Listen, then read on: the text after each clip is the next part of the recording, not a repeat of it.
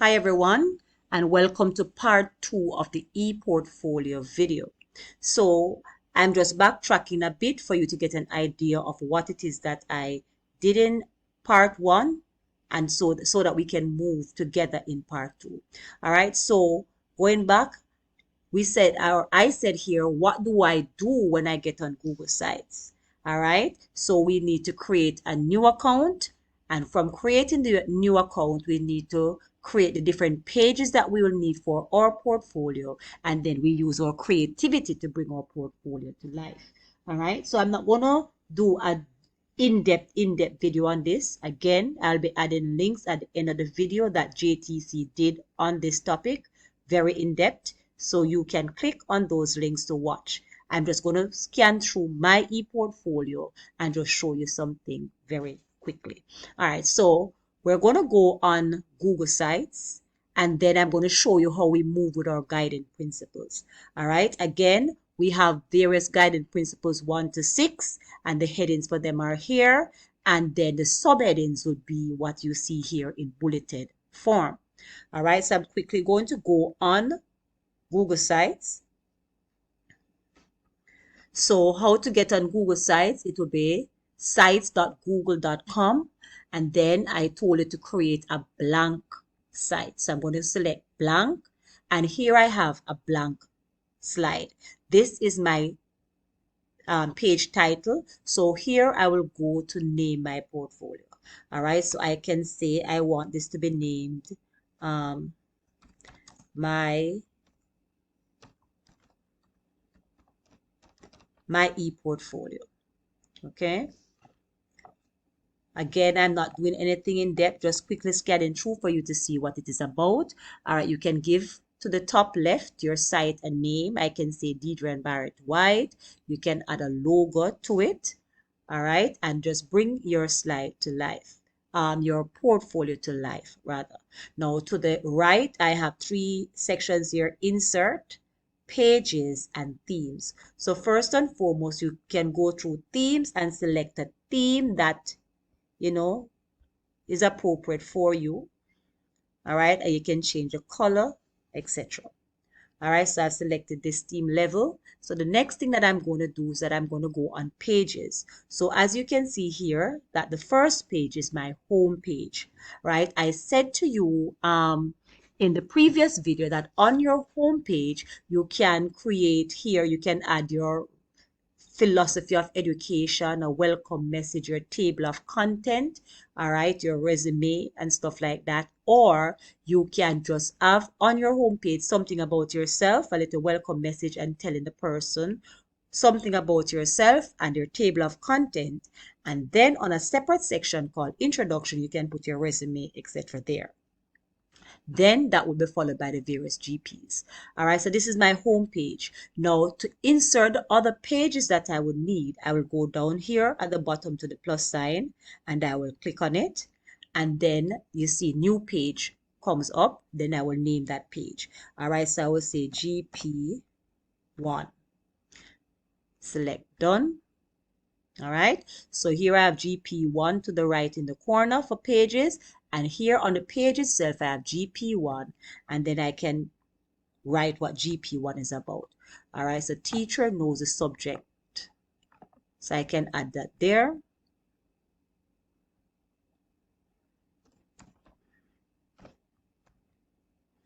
All right, it's a bit small because I paste directly from Word, so I can up that font, change the font, do anything that you want to do. All right. All right, I'm not liking what this is giving me, so I'll just type directly from what I have here. All right, so GP1. I know this subject that I teach. All right, keeping it simple. All right, again, for this, you can fix it up how you want. You can highlight, you can change the font. All right, you can change your font size, bold, etc. That's it.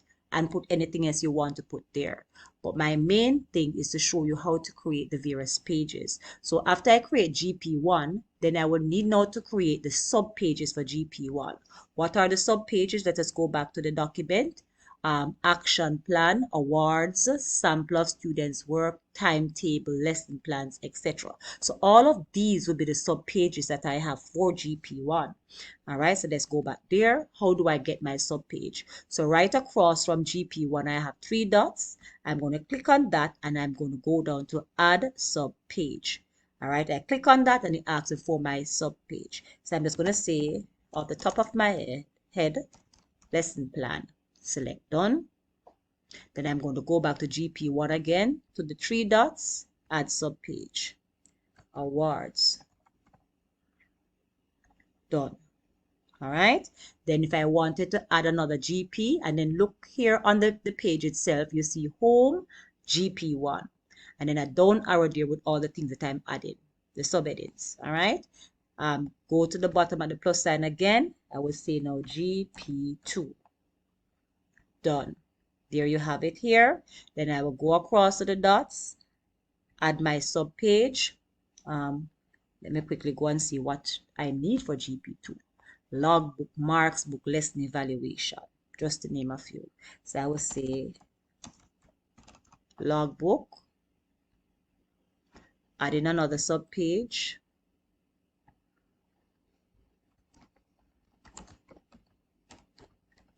lesson evaluation, done. All right, so I do hope you get the idea of what is necessary. All right, and you do that, and once you put in the information here on the pages section, it will come up here, right? And just playing around with Google Sites, you can also add them to the side. Again, the JTC video can show you all of this. All right, now I'm going to quickly go on, for example, GP1, right? Or let me go on lesson plan and go on insert. To go on insert, right, it shows you what you can insert on this page. You can insert a text box where you write something about some content that you have. You can insert images. You can go down and select anything here. If I select something here, I can add an image, for example, and then I can talk about it. If I select this one, I can add 2 images and then I can briefly speak something about it. Also, I can go to the left and I can add some colors, all right, to the various sections, etc. All right, and then you can go down. There are other things to play around with, buttons, dividers of your page, etc. All right, so that's it, right? How you go about using the information I gave you in the first video to draft your e-portfolio. Quickly, I'm going to show you a sample of my e-portfolio based on the information that was just given to you in video 1. All right, so this is my home page. Let me go in preview mode. So this is my home page, and then I'm scrolling down. I have a welcome message here. Then my table of content. I have various buttons here to guide the process. So I have the philosophy of education, resume, professional development. If I click on any of these, it will take me to the various pages that speaks about those things. Guiding principle 1, 2, 3, 4, 5, and 6. All right. I have the buttons here to take me to them, but as well, I have the information at the top. Introduction, and I have there the various information. All right. I also have GP2, for example, and all the content that relates to that coming down the sub pages.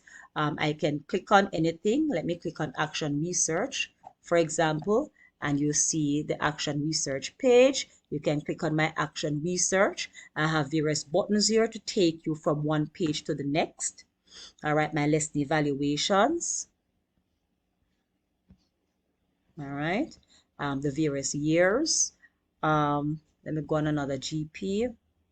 This is my guiding principle 4, and the various things that relate to that.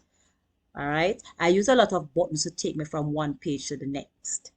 All right, so what I had there, EDPM must prevail. This is my YouTube channel and seminar that I have done. All right, just going through quickly. GP5, evidence of communicating with parents. All right, so this is me communicating with parents. I spoke about what happened, letters that I've sent home to parents.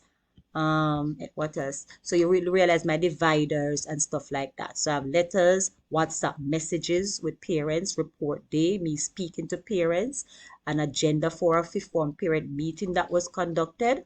All right, so again, it's just you following the guide, and the video that I've done is showing you how I created mine. All right. Student or peer review. This is GP6.